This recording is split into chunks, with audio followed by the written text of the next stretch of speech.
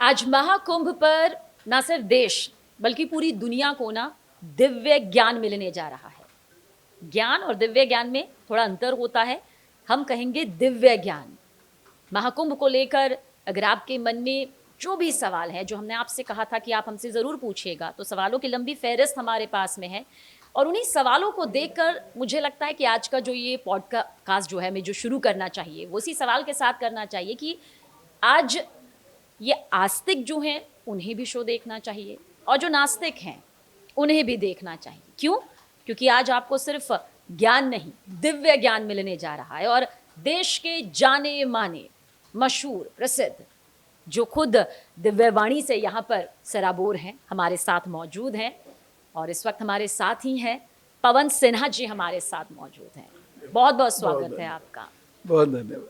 महाकुंभ, महावाणी, दिव्य ज्ञान।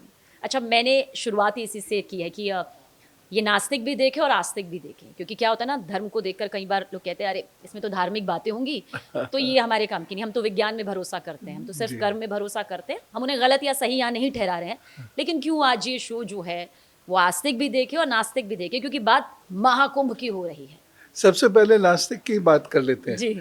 नास्तिक को ये शो इसलिए देखना चाहिए क्योंकि उन्हें ये समझ में आएगा कि ये किसी तरह विज्ञान की जो ठोस धरातल है उसी पर खड़ा हुआ है, उससे दूर नहीं है, किसी भी तरीके से दूर नहीं है। और कोई भी अगर इवेंट होता है उसके पीछे एक वैज्ञानिक कारण भारत में अवश्य है। वह आकाशीय गणनाओं के आधार पर ही तय होता है कि कोई इवेंट कब होगा, कहाँ होगा। तो महाकुंभ एक पर्व है, स्वास्थ्य का ये पर्व है, ये आर्थिक सुव्यवस्था का पर्व है। और यहाँ से जितना अर्थ उत्पन्न होता है उससे न जाने कितने घर कई वर्ष तक चल सकते हैं। तो इसलिए भी उन्हें देखना चाहिए। इसलिए देखना चाहिए प्रशासन किस तरीके से चाक चौबंद होकर और इतने बड़े हुजूम को, करोड़ों लोग को लगभग वो मैनेज करता है, जिन्हें कई देशों की पॉपुलेशन उतनी होगी या उससे भी कम होगी, उतने तो वहाँ मेले में 26 फरवरी तक इकट्ठे रहेंगे। तो इसलिए इन्हें ये सब देखना चाहिए, सुनना समझना चाहिए, क्योंकि हम किसी भी चीज़ को ऐसे ही खारिज ना करते। ज़रूरत है कि उसको समझें। समझ के अगर कुछ चीज़ समझ में नहीं आ रही तो एक अलग बात है, अगर तर्क की कसौटी पे नहीं आ रही है। लेकिन अगर ये गणनाएं हैं, अगर स्नान की महत्ता उन्हें पता चलेगी तो वो भी धीरे धीरे आस्तिक होने लगेंगे। और आस्तिकों को तो इसलिए देखना ज़रूरी है, इसलिए क्योंकि वो समझे चीज़ों को और गहराई से समझे चीज़ों को, और उनका और दिव्य शक्तियों का, उनका और देवताओं का क्या संबंध हमेशा रहता है, कैसे ज्ञान बंटता है कुंभों में, ये सब उनको देखना जी, क्योंकि समझना हमारी चाहिए। भारतीय परंपरा, हमारी संस्कृति, हमारे रीति रिवाज सब उस महाकुंभ में नजर आ जाते हैं। लेकिन आपको पवन जी, मैं ना दो लोगों को सुन रही थी, सिर्फ सुन ही रही थी। मुझे लगा कि समझाने से ज़्यादा अच्छा है कि सुन लिया जाए, और शायद मुझे तो जवाब दोनों के उससे नहीं मिला, दोनों की बातें अपनी जगह ठीक नजर आई। एक ने कहा कि आस्था की डुबकी लगाई जाती है, स्नान किया जाता है, और उस दौरान जो है संपूर्ण देवता जो है वो अमृत की वर्षा आशीर्वाद के तौर पर करते हैं। तो सीधे तौर पर दूसरे ने कहा कि क्या एक डुबकी लगाने से पाप धुल सकते हैं? क्या कई पीढ़ियां तर सकती हैं? क्या ऐसा मुमकिन है? कहीं देखा तुमने क्या देवताओं को अमृत की वर्षा करते हुए? तो ये तर्क वितर्क चलता रहा, इसका कोई जवाब? बहुत सरल बात है। देखिए, जब इंद्र के पुत्र को विष्णु जी ने वह कुंभ दिया और उस कुंभ को लेकर वह भागे, तो वो 12 स्थानों पर वो उसकी बूंदें गिरी, जिसमें 4 धरती पर हैं जहाँ कुंभ होता है, हरिद्वार, नासिक, उज्जैन और प्रयाग। प्रयागराज। यहाँ पर वह कुंभ का आयोजन किया जाता है। अब ये अमृत बूंदें क्या हैं, यही पहले जान लेते हैं। ये अमृत बूंदें जिनके लिए 12 दिनों तक युद्ध हुआ, देवताओं के 12 दिन, धरती पर 12 वर्ष होते जी। हैं। तो ये अमृत बूंद है स्वास्थ्य। ये पूरा जो साइकिल है मंथन का, समुद्र मंथन का, ये पूरा साइकिल ही मनुष्य की उत्पत्ति, मनुष्य के विकास से सीधा संबद्ध है कि किस तरीके से रज्जु डेवलप होती है हमारे अंदर, किस तरीके से शरीर सौष्ठव को जो आपने प्राप्त शुरू में करता कह है। दिया कि धर्म और विज्ञान एक ही सिक्के के दो पहलू, या फिर यूं एग्जैक्टली, कहिए कि दोनों साथ चल रहे हैं। साथ चल रहे हैं, वो अलग करके चलते ही नहीं है। और हमें धर्म को विज्ञान की कसौटी पे नहीं कसना, विज्ञान को धर्म की कसौटी पे नहीं कसना है। ये दोनों तो साथ ही हैं, बेलें हैं दो और वो साथ ही लिपट के चल रही हैं तर्क से।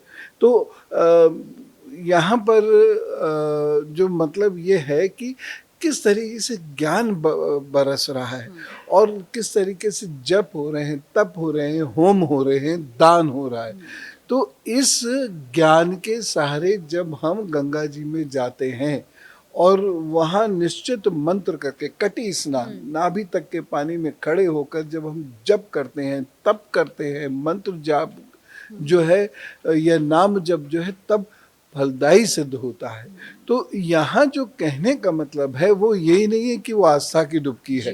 कहने का मतलब ये है कि वह तप की डुबकी है, तपस्या कर रहा है व्यक्ति, और उसका फल तो जरूर मिलेगा, निष्फल वो जा ही नहीं सकता किसी भी हालत में, और उससे उसका जीवन तर जाता है। और मुझे लगता है कि बस आधा अधूरा ज्ञान जो होता है वही है जो कई बार कुछ ऐसे सवाल भी ला देता है जो लगता है कि क्या वाकई ये सही हो सकते हैं या गलत हो सकते हैं। इसलिए हम कह रहे हैं कि आज आपको दिव्य ज्ञान मिल रहा है, महाज्ञान मिल रहा है। पवन सिन्हा जी, आपको क्या लगता है इस बार का महाकुंभ सबसे अलग कैसे, क्यों? देखिए, हर महाकुंभ पिछले महाकुंभ से अलग होता है।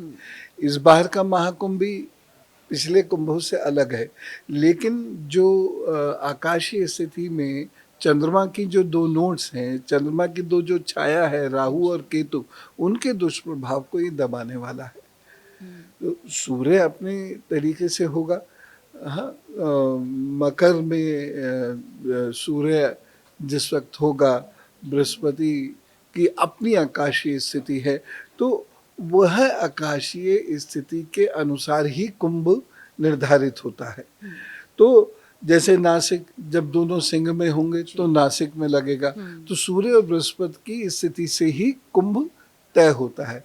लेकिन इसके साथ और जो उत्पाती ग्रह हैं जैसे राहु केतु, तो यहाँ पर जप तप करने से, और सबसे जो महत्वपूर्ण बात है, दिव्य साधुगण जो सामान्यतः जीवन में कहीं देखने को नहीं मिलते, यहाँ हमारे लिए विशेष आ जाते हैं। जिनमें नागा साधुओं का मेरे ख्याल से बिना उनका जिक्र किए तो जी महाकुंभ पूर्ण हो ही नहीं सकता। जी, और ऐसे बहुत सारे परंपराएं पथ हैं जिनके लोग समाज में नहीं आते, लेकिन कुंभ के समय वो समाज में आते हैं, और उनके मुंह से जब मंत्र सुनते हैं, दिव्य वाणी सुनते हैं, ज्ञान मिलता है, और वो जिस तरह सुलेस देते हैं हमको, या हमको जीवन कैसे जीना है वो बताते हैं, हमारे परेशानियों से कैसे मुक्ति हो इसकी वो सलाह देते हैं, तो जीवन तर जाएगा, सबका जीवन तर जाएगा।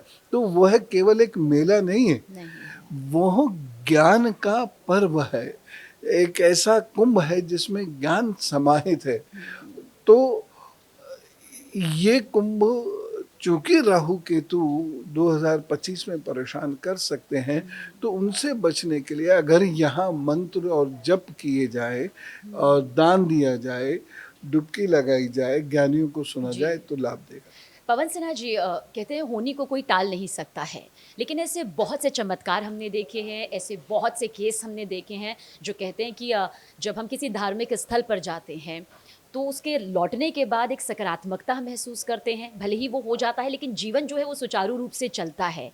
ऐसे में महाकुंभ की इस महत्ता को समझेंगे, जिस आस्था की डुबकी, जिस स्नान का हम जिक्र बार बार कर रहे हैं, किस तरह से ग्रह नक्षत्रों के हिसाब से क्या ये डुबकी यहाँ पर लगाई जाती है, या इसमें भी जो राहु काल होता है उसमें डुबकी नहीं लगाई जाती, या जो ये दिन है उसमें हर एक घड़ी वो सभी शुभ मानी जाती है? सामान्यतः राहु काल को सभी लोग अवॉइड करते हैं सामान्य, और जो स्नान होता है उसको उसका समय होता है, उसी समय पर उसका स्नान होता है। जैसे कुछ विशेष जैसे पूर्णिमा है, पूर्णिमा, माघ की जो पूर्णिमा आएगी 13 तारीख को, 14 तारीख को संक्रांति का स्नान है। उसके बाद जो समय आएगा वो मौनी अमावस्या का आएगा। 29 तारीख को मौनी अमावस्या है। तो ये जो जनवरी की तिथियां हैं, तो इसी प्रकार से फरवरी की तिथियां हैं। तो उन तिथियों में वैसे भी घर पर भी बैठ के जप तप करने का बड़ा लाभ होता है, क्योंकि आकाशीय स्थिति उसी प्रकार से बनी हुई होती है। लोग ज्योतिष को नहीं मानना चाहें, ना माने, कोई बात नहीं, लेकिन आकाशीय स्थिति को तो नहीं नकार सकते। और आकाश में कोई ग्रह पास हो या कोई ग्रह दूर हो तो उसका प्रभाव तो ज़्यादा पड़ता ही है। जैसे ब्लू मून, जी जी। है ना, उसका प्रभाव तो अपनी हाँ, वो तो जहन पे चाहे आप पड़ता ही धर्म है। के हिसाब से जी, देखें या विज्ञान के हिसाब से ध्यान से देखें, वो तो देखें। दोनों हिसाब से मेरे जी, ख्याल से उतरता है ज़मीनी उतरता तौर है। पर। और उस पर जो है बहुत सारी रिसर्चेज हुई हैं, और ग्रहण है, इस पर बहुत सारी रिसर्चेज हुई हैं, और वो रिसर्चेज लिपिबद्ध हैं। कई यूनिवर्सिटीज ने उस पर काम किया है। तो हम तो जहाँ केवल क्रिटिसाइज करने में लगे रहे, वहाँ वो यूनिवर्सिटीज काम करके और वो ये जो तथ्य है वो उसे समझना शुरू कर चुके हैं कि ये बात तो सही कह रहे हैं भाई। तो अब उन तर्कों को देखिए, जो एक वेस्टर्न स्टाइल ऑफ आर्गुमेंटेशन होता है या रीजनिंग होती है, और भारत की जो रीजनिंग है, इसमें अंतर है। भारत में तर्क शास्त्र की श्रेणी में आता है, इतना महत्वपूर्ण है। तो भारत में ऐसी कोई चीज हो ही नहीं सकती जो तर्क विहीन है। तो राहु काल, चूंकि वह काल कुछ देता नहीं है, जी। जो दिया हुआ होता है, क्योंकि एक ब्लैक एरिया है, तो जो दिया हुआ है वह भी उस वैक्यूम में चला जाएगा, वह भी शून्य में चला जाएगा। वह जी, जी। एक्चुअल वैक्यूम नहीं, मतलब एक वो शून्य में, वो अंधेरे में चला जाएगा, इसलिए उसे अवॉइड कर देते हैं।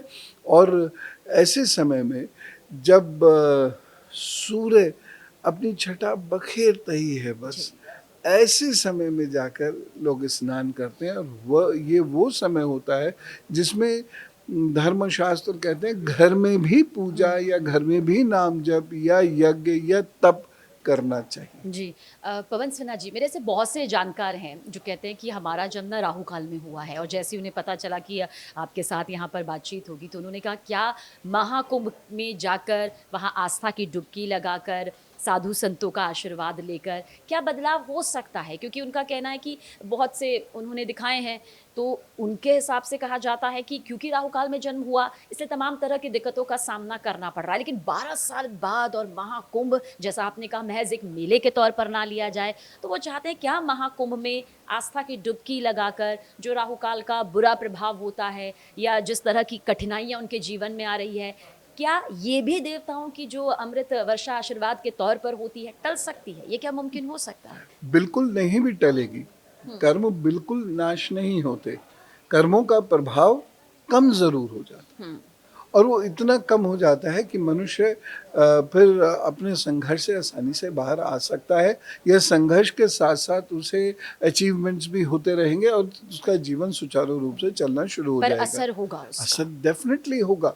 वहाँ बैठ के ध्यान साधना करें, महामृत्युंजय का जप करें, और शिव के निमित्त और स्वयं के निमित्त वहाँ दान अवश्य करें। दान में क्या करें? खिचड़ी का दान करें, नमक का दान करें, और गुड़ का दान करें, या गजक का भी दान कर सकते हैं, कंबल का दान करें, छाते का दान करें, जूतों का दान करें।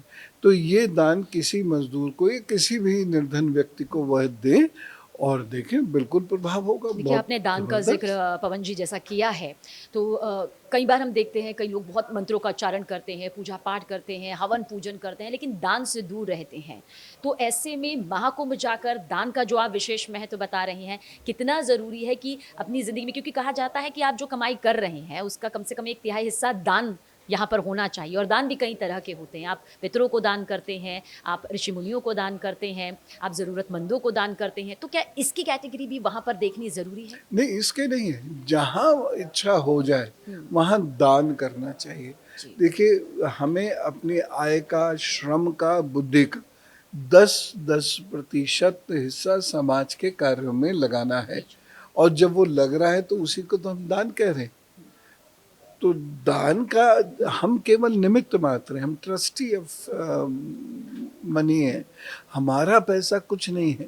हम पे, हम जैसे बहुत ज़्यादा ऐसे लोग होंगे जिन्होंने हमसे ज़्यादा मेहनत की होगी, हमसे ज़्यादा बौद्धिक चातुर्य उनके पास होगा, लेकिन उनके पास धन नहीं है।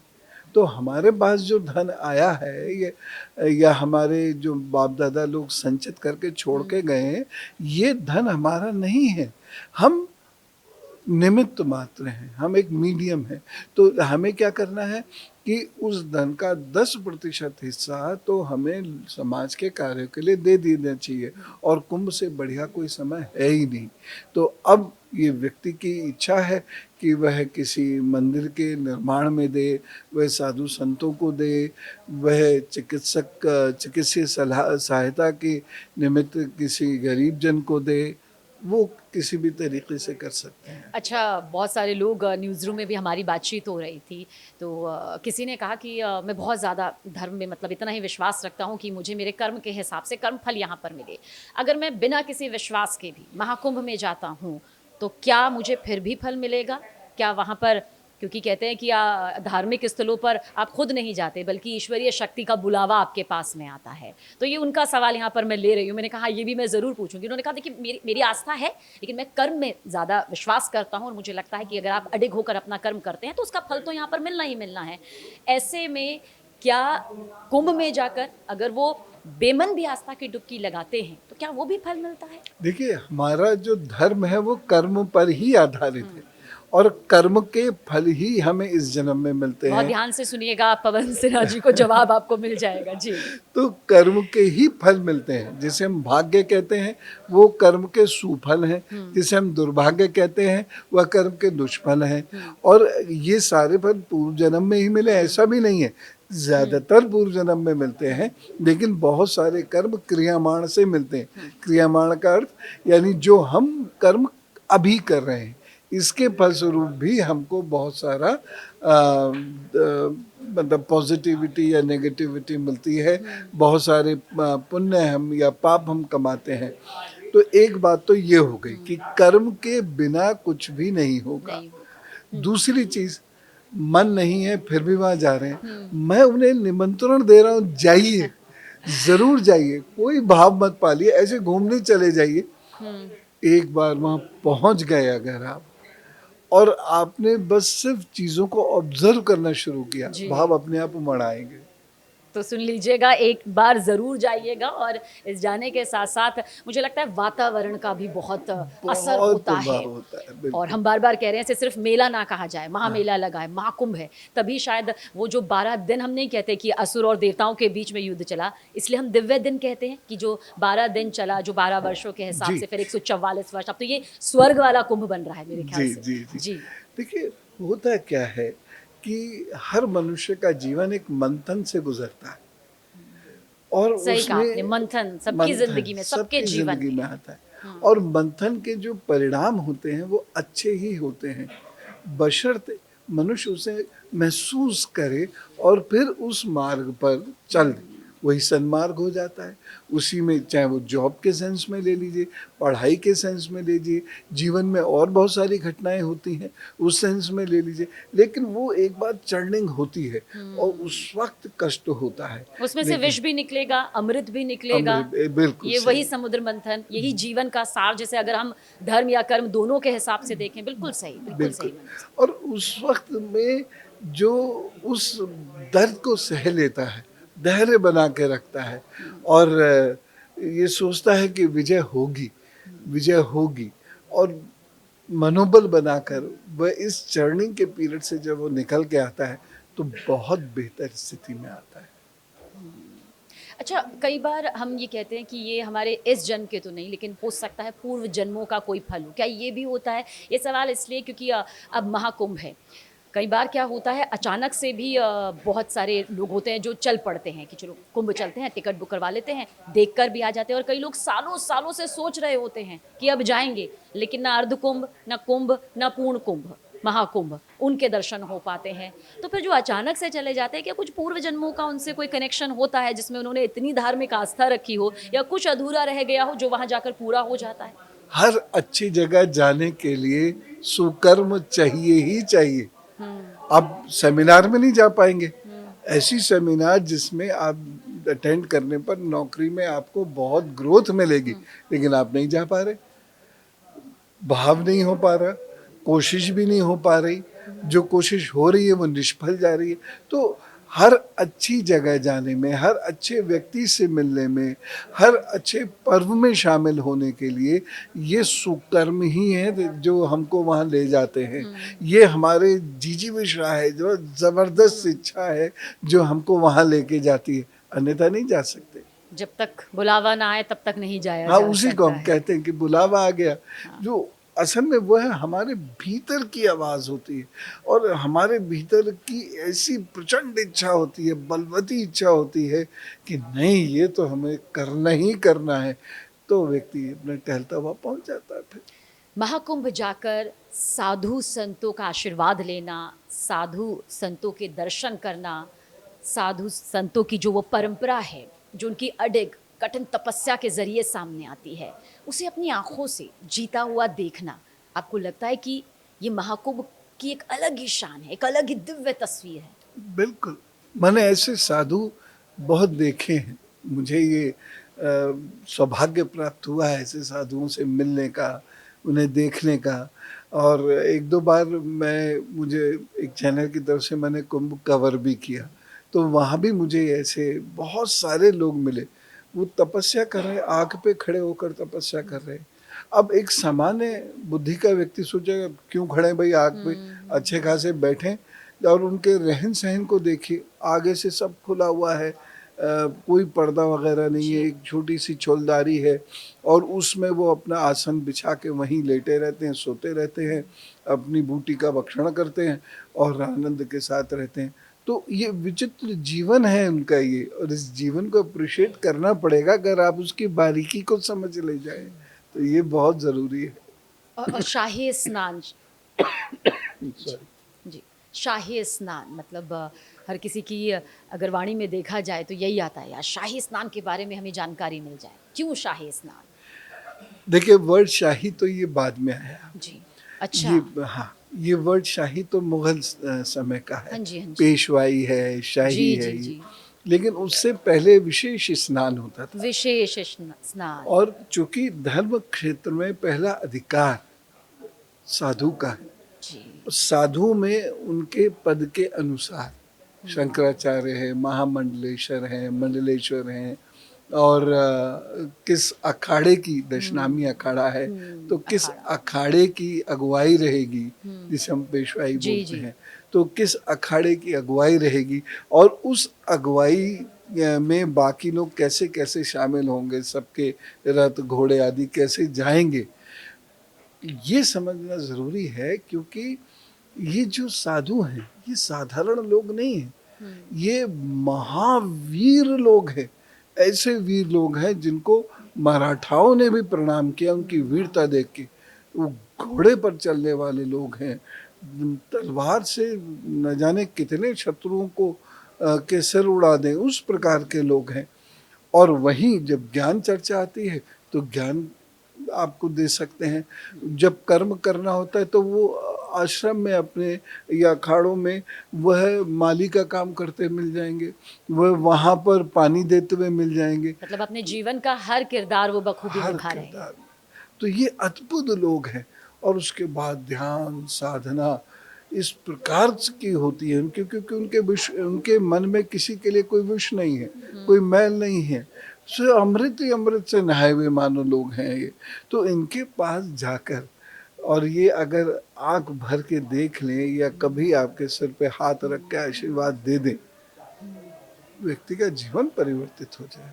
बस मन का मैल नहीं होना चाहिए वहाँ पर, हाँ, कि अगर कोई मन के मैल के साथ जा रहा है, बिना किसी विश्वास के साथ जा रहा है, या फिर ये सोच कर जा रहा है कि ये तो सिर्फ एक ऊपरी तौर पर है, मतलब एक टूरिज्म के हिसाब से ही जा रहा है, तो फिर शायद जिस शांति की खोज में आज हर एक मनुष्य है, चाहे वो कम कमा रहा हो, ज़्यादा कमा रहा हो, वो शांति नहीं मिल पाएगी। क्योंकि अब घूम फिर कर बात यहीं पर आ जाती है कि मानसिक तौर पर कौन कितना शांत है, मानसिक तौर पर किसे ये संतुष्टि है कि आत्मा शुद्ध हो चुकी है। और कहते हैं कि आस्था की डुबकी तो आत्मा को शुद्ध कर देती है वहाँ पर।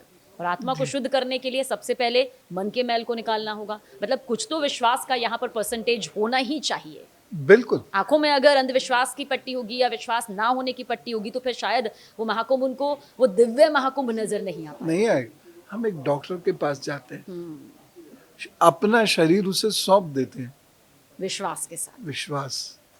माता पिता के साथ हम रहते और रहते चले जाते हैं, विश्वास। विश्वास। पति पत्नी, पत्नी कहाँ से सब कुछ छोड़कर एक व्यक्ति के पास आ जाती है, विश्वास। तो ये विश्वास तो हमारे जीवन की कुंजी है और इसे हमने वर्षों बरस तक, हजारों वर्षों से बना के रखा। ये चीज समाज से गायब नहीं होनी चाहिए, नहीं तो समाज बिखरते देर नहीं लगेगी। विदेशों में ये चीजें नहीं है, आदमी को मैसर है, उपलब्ध हैं, तो उनके उनके अंदर विश्वास बहुत कम है, एक दूसरे के प्रति विश्वास। यहाँ तो एक मूंछ का बाल तोड़ के दे दिया और कहा कि मैं तुम्हारे लिए ये करूँगा, तो कोई लीगल डॉक्यूमेंट की जरूरत नहीं हुआ करती थी। ये वो चीज है। और जो कर्म और धर्म को मेरे ख्याल से अलग अलग करके चलते हैं, एक वक्त के बाद तो डॉक्टर भी कह देते हैं कि भगवान सब ठीक करेंगे, विश्वास रखिए। जहाँ पर कर्म खत्म हो जाता है वहीं से धर्म, या फिर यूँ कहिए कि जो आदि है अंत है, वहीं से शुरू हो जाता है। एक समय ऐसा आता है जब हमें शरीर के बाहर सोचना होता है, और जो वो सोच है, यानी हमने अपनी तरफ से बहुत किया आपके शरीर के लिए, अब जितना कर सकते थे कर दिया, अब इससे आगे प्रार्थना कीजिए कि आप बच जाए। तो यही वो हिस्सा है जो उनका है, यानी सर्वशक्तिमान। आप उसे सगुण रूप में देखें चाहे निर्गुण रूप में देखें, उसे किसी भी धर्म के अनुसार किसी भी रूप में देखें, ये हिस्सा उनका है। तो डॉक्टर ने शरीर वाला हिस्सा पूरा कर दिया, अब प्रार्थना वाला हिस्सा ये मनुष्य, बीमार व्यक्ति या उनके लिए कोई साधु संत गुरु आदि ये कर दे तो जीवन तर जाता है। पवन जी, यहाँ पर कभी कभी मन में ये सवाल भी आता है कि आप महाकुंभ जाएं और महाकुंभ में आस्था की डुबकी लगाएं, साधु संतों का आशीर्वाद लें, अपनी परंपरा, अपने रीति रिवाजों को यहाँ पर देखें। कई बार लोगों के पास वक्त नहीं हो पाता, कई बार वो तस्वीरों को ही यहाँ पर देख लेते हैं, इच्छा करती है कि वहाँ ज़रूर जाएं, और देश विदेश विदेशों से लोग आ जाते हैं, लेकिन खुद हम अपने देश में रहकर पहुँच नहीं पाते हैं। तो क्या वो मन का मलाल यहाँ पर रह जाए, या फिर महाकुंभ के बारे में जानने से, महाकुंभ की जो हमारी पौराणिक कथाएं हैं, जो हमारा इतिहास है, उसके बारे में समझने से भी यहाँ पर उस पुण्य का फल मिल सकता है? देखिए, सब लोग उतने सौभाग्यवान नहीं हो पाते कि जाएं, रुकें। अब गए, छू के आ गए, डुबकी लगा के आ गए, उससे कुछ नहीं होगा। वहाँ जाइए, लोगों से मिलिए, बातचीत कीजिए, साधु संत के चरणों में बैठिए, सत्संग का हिस्सा बनिए, और फिर डुबकी भी लगाइए, फिर दान भी कीजिए और जब भी कीजिए। लेकिन सबका भाग्य ऐसा नहीं होता। तो ऐसे में हम क्या कर सकते हैं कि मन को प्रसन्न रखना है। मलाल तो होगा, लेकिन फिर भी प्रसन्न रखते हुए और श्रद्धा भाव से, यदि हम उन चित्रों को देख रहे हैं, उन लोगों को देख रहे हैं जो आप हमें स्क्रीन से दिखा देते हैं सब कुछ, तो अब तो ये सुविधा भी है, तो आप जो दिखा रहे हैं हमको, हम उसको श्रद्धा भाव से देखें, लेकिन देखें जरूर, उसमें इन्वॉल्व होने की कोशिश करेंगे तो भी हमें कुछ तो फल मिलेगा ना। उतना मिले ना मिले, लेकिन कुछ तो मिलेगा। तो ये हमको जरूर कर देना चाहिए। अगर नहीं जा पा रहे तो इतना तो हम अवश्य करें। अच्छा, बहुत सारे लोग जिनसे बातचीत यहाँ पर हमारी धर्म को लेकर भी होती रही है, जो धर्म के जानकार भी हैं, कई बार ऐसा होता है कि आपकी रोज़मर्रा की जो ज़िंदगी होती है, कई तरह के उतार चढ़ाव ऐसे होते हैं, कई बार वक्त भी बहुत होता है कि आपको लगता है कि आपको जाना चाहिए, और वो परिस्थितियाँ या फिर वो कहिए कि उनकी ज़िंदगी के वो नक्षत्र वहाँ पर बन जाते हैं, तो उनका वहाँ पर जाना, कई बार वो कहते हैं हम अपने परिवार के साथ नहीं जा पाते हैं। तो ऐसे में क्या सिर्फ परिवार के एक सदस्य का वहाँ पहुँचना भी क्या पूरे संपूर्ण परिवार को वो फल दे सकता है? क्या उन पर वो आशीर्वाद दे सकता है? क्योंकि कहते हैं कि अगर परिवार का एक सदस्य भी प्रभु के करीब है तो पूरी डोर जो है वो प्रभु अपने हाथों में ले लेते हैं। हो भी सकता है, ये नहीं भी हो सकता। मान लीजिए बाकी परिवार की कोई मान्यता ही नहीं है, लेकिन उन व्यक्ति की मान्यता है जो वहाँ गए या गई, तो उनको ही फल मिलेगा। अच्छा। मैं अगर किसी चीज में डूब नहीं रहा, मैं किसी चीज पर विश्वास नहीं कर रहा, तो उसका परिणाम मुझे कैसे मिलेगा? नहीं मिलेगा। तो मैं प्रत्यक्ष रूप से भी वहाँ उपस्थित नहीं हूँ, मानसिक रूप से भी वहाँ उपस्थित नहीं हूँ, तो फिर मुझे वो परिणााम कैसे मिलेगा? बिल्कुल सही। जैसे मंदोदरी के सतीत्व ने रावण को कुछ वक्त के लिए तो बचा लिया, लेकिन जी, वो कर्म थे कि विनाश यहाँ पर रावण का बहुत हुआ सुंदर ही उदाहरण, हुआ। मुझे बहुत लगता है सुंदर कि उदाहरण। परिवार के किसी भी सदस्य के कर्म, अच्छे कर्म आपको एक सुरक्षा कवच में तो ला सकते हैं, लेकिन अगर वो सत्कर्म नहीं है तो वो बाहर की तरफ आप ही को भुगतना यहाँ पर पड़ेगा। बिल्कुल। लेकिन जिस महाकुंभ का हम जिक्र कर रहे हैं, अलग ग्रह नक्षत्र, जिन ग्रह नक्षत्रों का आपने यहाँ पर जिक्र भी किया है, मैं कुछ धार्मिक कथाएं भी यहाँ पर पढ़ रही थी। सभी नक्षत्रों ने, किसी ने कलश को फूटने से बचा लिया, किसी ने इंद्र के कोप से बचा लिया, तो किसी ने उस कलश को पान के हिसाब से बना दिया। ये क्या कुछ पूरी कथा रही? दरअसल क्या है, ये कथा दैत्य दानवों का, यानी बुरी शक्तियाँ जो हैं, और दूसरी तरफ देवता अच्छी शक्तियाँ जो हैं, उनके बीच के युद्ध का वर्णन है। तो जहाँ जहाँ असुरी शक्तियाँ या जहाँ दैत्य, जहाँ दानवी शक्तियाँ अधिक प्रभावी हो जाती हैं, वहाँ पर नाश होता है। देवता क्या करते हैं? उन शक्तियों को रिजुविनेट करते हैं, पुनर्जागृत करते हैं। इसलिए जहाँ देवीय शक्ति आ जाती है, वहाँ पर विकास होता है। तो यहाँ पर क्या हुआ कि अमृत निकला, देवताओं की समझ में आ गया कि ये अमृत है। तो विष्णु भगवान जी, शिवा ने उस अमृत को छुपा दिया। अब दैत्यों को लगा कि ये अमृत तो हमें ले लेना चाहिए। जी। तो वो ज्ञान, वो शरीर, वो सौभाग्य, वो हमें प्राप्त हो जाना चाहिए, लेकिन उसका वो इस्तेमाल ठीक नहीं करते। नहीं करते। इसीलिए उन्हें वो नहीं देना चाहिए था। भाई, आप मूर्ख को और बलशाली बना दोगे तो महामूर्ख बन जाएगा, एक गुंडे को और बलशाली बना दोगे तो वो बाहुबली बन जाएगा। तो उन्होंने क्या किया, इंद्र के पुत्र जयंत को वह कलश दिया जिसमें अमृत भरा हुआ था, और कहा भागो, जी। यहाँ से गायब हो जाओ। और उनको जो प्रोटेक्ट करने के लिए बाकी देवता इकट्ठे हो गए। जी। उधर असुर लड़ने को तैयार हो गए। तो अब ये युद्ध चलना शुरू हो गया, जिसे हम देव दानव युद्ध कहते हैं, जी। जो बहुत लंबे समय तक चलता रहा। तो इसका परिणाम क्या हुआ कि वहाँ पर दानव हारे, दानव हारे, देवता जीते, और तब इस धरती का विकास प्रारंभ हुआ। अन्यथा अगर दानव जीत जाते तो इस धरती का विकास नहीं होता, क्योंकि धरती की जितनी धरोहर इसका भक्षण व स्वयं ही कर जाते।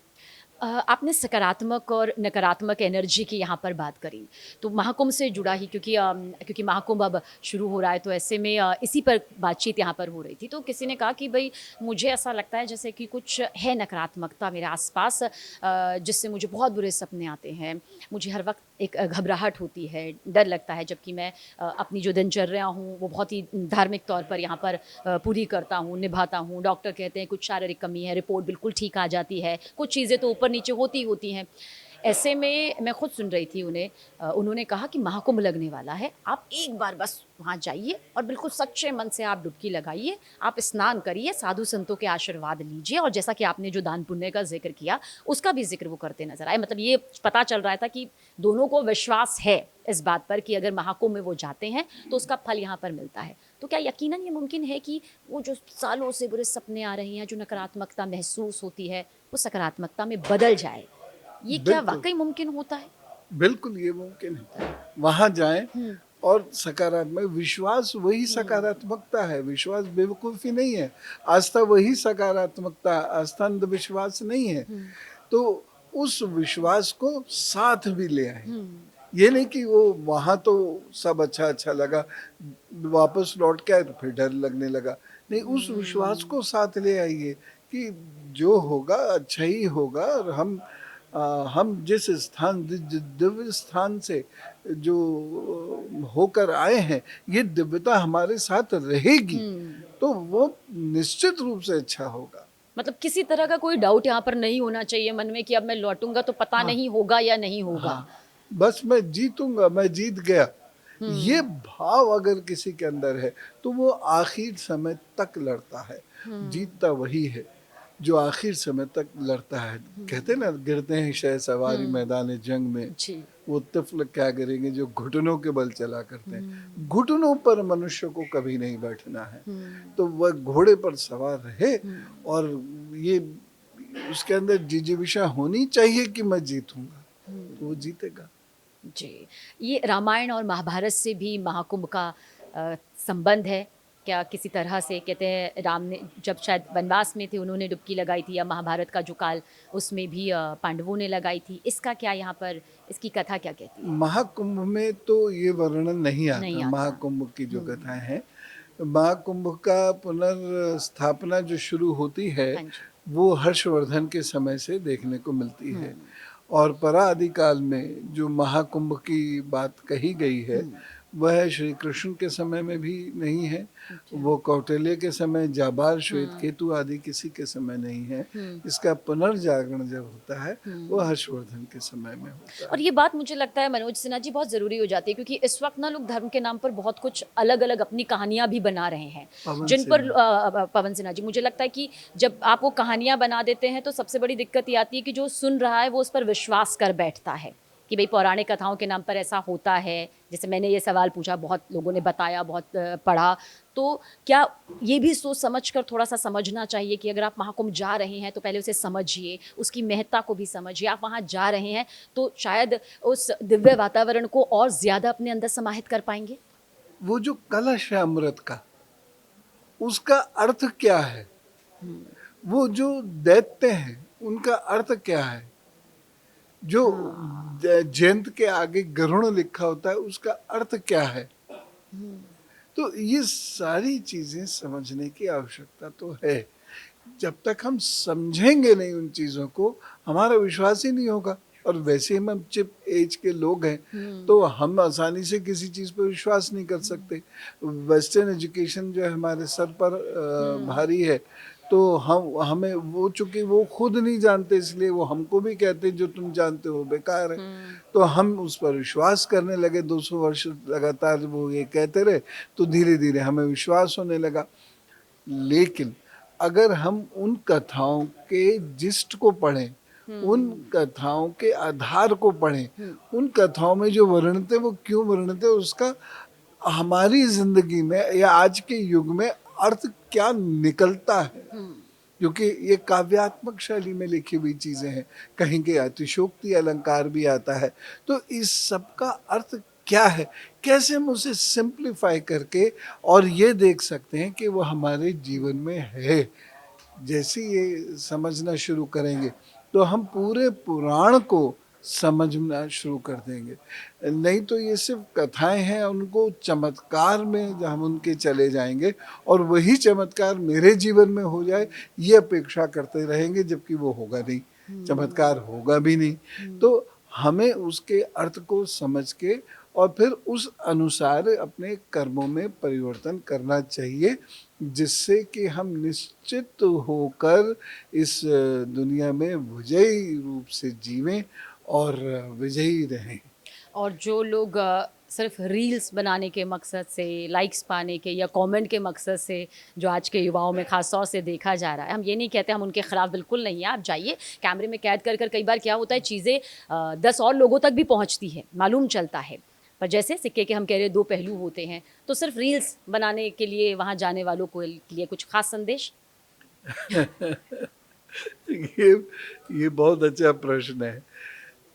देखिए, अगर उस स्थान की दिव्यता और भव्यता को मैं कैमरे में उतार रहा हूँ, मोबाइल में उतार रहा हूँ और उसे अपनी फेसबुक पर डाल रहा हूँ, तो दूसरे लोग उसे समझेंगे। उनकी समझ में आएगा कि ये बढ़िया चीज़ है, और वहाँ गए, नाचने लग गए, इधर नाचे उधर नाचे, यही अगर करने लगे तो हम फिर कुछ नहीं कर रहे, फिर तो हम अपने लिए कर रहे हैं। हम उस स्थान को दूसरों को दिखाना नहीं चाहते। हम खुद ही भेष बना के, कोई देखिएगा आप, कोई साधु भेष बना लेगा, कोई जो है नर्तक का वेश बना लेगा, कोई कुछ कर लेगा और लोग उसे अपने पोस्ट कर देंगे अलग अलग जो जगह हैं, इंस्टाग्राम, फेसबुक, यूट्यूब, ट्विटर, लेकिन उससे कुछ नहीं होता। तो अपना हम वहाँ थे, ये अच्छी बात है, गर्वानुभूति है कि हम वहाँ थे, लेकिन उसकी भव्यता क्या कहती है ये भी हमें लोगों को बताना चाहिए। और हम वहाँ का एक हिस्सा थे। और दूसरी जगह जहाँ कोई भाव नहीं है वहाँ होने का, बस एक भाव है कि किस तरीके से लाइक्स बटोरने के लिए हम ये रील वहाँ नाच के बना दें, ये मजाक करके दिखा दें, ये चुटकुला सुना दें। इन सब चीज़ों के लिए नहीं होते ये पल। एक बड़ा अच्छा संदेश है कि वीडियो बनाने में कोई गलत नहीं है, लेकिन उसके पीछे का भाव क्या है, भाव क्या खुद को चमकाना है, फिर यह समझना है कि उस जगह की दिव्यता क्या है, भव्यता क्या है, महत्ता क्या है। और अगर महत्ता समझकर मेरे ख्याल से बताया जा रहा है कि जहाँ पर हम आए हैं, जिन जिन साधु संतों के इस वक्त हम के साथ में मौजूद है, उन्होंने कितनी कठोर तपस्या की है, कितने सालों तक ये तपस्या यहाँ पर की गई है, क्योंकि हमने देखा 24-24, 50-50 साल की ये तपस्या होती है जहाँ साधु संत पहुँचते हैं और आपको एक अलग ही उनके अंदर से जो पॉजिटिव वाइब्स है, एक एनर्जी आपको नजर भी आती है। मतलब हम टीवी में देखकर ही अंदाजा लगा पाते हैं कि अगर इतनी कठोर तपस्या है तो सामने से तो एक अलग ही एनर्जी। बिल्कुल। और उन साधुओं का ना व्यवहार कुछ अलग किस्म का होता है, तो उस व्यवहार को हम अपने मन में उतारें, अपने भाव में, अपने हृदय में, अपने विचार में स्थान दें, ना कि उनसे मजाक करें और उनका रील बना बना के मजाक उड़ाएं। उनके बोलने का तरीका अलग है, क्योंकि वो जो कहना चाह रहे हो उस मंतव्य को समझना साधारण बुद्धि की बात नहीं है। तो रील्स जैसी ये बननी शुरू होती हैं तो हम फिर उन लोगों का मजाक उड़ाना शुरू कर देते हैं। ये निषेध है, कभी नहीं करना और ये चाहिए। चल भी रहा है, ये सच ही है कि चल भी रहा है कि अगर कोई धर्म गुरु कोई ज्ञान की बात कर रहा है तो उसे एक मजाक के तौर पर ही अब देखा जा रहा है और उससे भी खूब लाइक्स मिल रहे हैं। शायद ये समझ गए हैं लोग कि अगर इसमें कुछ ऐसा कंटेंट डाल दिया तो शायद हमारी रील्स चल जाएगी, उसे बढ़ावा ना देना भी। बिल्कुल। हम महाकुंभ, अर्धकुंभ और कुंभ जो हम बातचीत कर रहे हैं यहाँ पर, क्या अर्धकुंभ में भी डुबकी का उतना ही महत्व है जितना हम कह रहे हैं कि महाकुंभ में स्नान का है, या दोनों में किसी तरह का कोई अंतर? महाकुंभ तो महाकुंभ है, महाकुंभ 12 वर्ष में आएगा। पूर्ण कुंभ। अर्धकुंभ में भी उतना ही महत्व है। और एक चीज मैं बताना चाहता हूँ आपके माध्यम से सबको, कि जहाँ 3 धाराएं मिलती हैं, त्रिवेणी जहां भी बनेगी, उस जगह पे स्नान करने का स्वयं ही बहुत महत्व है। 3 धाराएं आकर मिल जाएं वहां, बस। और ये 3 धाराएं 3 नदियों की हो तो फिर क्या कहना। तो जब वो इतना महत्वपूर्ण होता है तो सूर्य और बृहस्पति से जो संयोग बनता है उसमें स्नान करना कितना अधिक महत्वपूर्ण होगा। और उसमें भी जो परम कुंभ है, महाकुंभ है, उसमें स्नान करना तो और अधिक महत्वपूर्ण होगा। और कहते हैं कि अगर साल की शुरुआत बेहतरीन रही तो फिर पूरा साल अच्छा बीतता है। हालांकि हमारे हिंदू कैलेंडर के हिसाब से अलग तारीख आती है, हम पाश्चात्य संस्कृति के साथ भी यहाँ पर चलते हैं, कदम ताल करते हुए चल रहे हैं। अच्छी चीज़ों को अपनाने में कोई बुराई भी नहीं है। अगर कुछ त्यौहार के तौर पर आ रहा है, सब एकजुट होकर बधाइयाँ दे रहे हैं, तो मुझे लगता है पर्सनली ये कुछ गलत नहीं है, जब तक कि हम अपनी संस्कृति पर उसे हावी यहाँ पर नहीं कर लेते हैं। आपको लगता है कि जब आस्था की डुबकी लगाई जा रही होगी, स्नान यहाँ पर किया जा रहा होगा, साधु संतों का आशीर्वाद लिया जा रहा होगा, और जो मान्यता यहाँ पर है कि भाई देवतागण, संपूर्ण देवतागण खासतौर से अपना आशीर्वाद बरसा रहे होंगे, और शायद ही कोई होगा जिस पर वो आशीर्वाद यहाँ पर नहीं बरपेगा।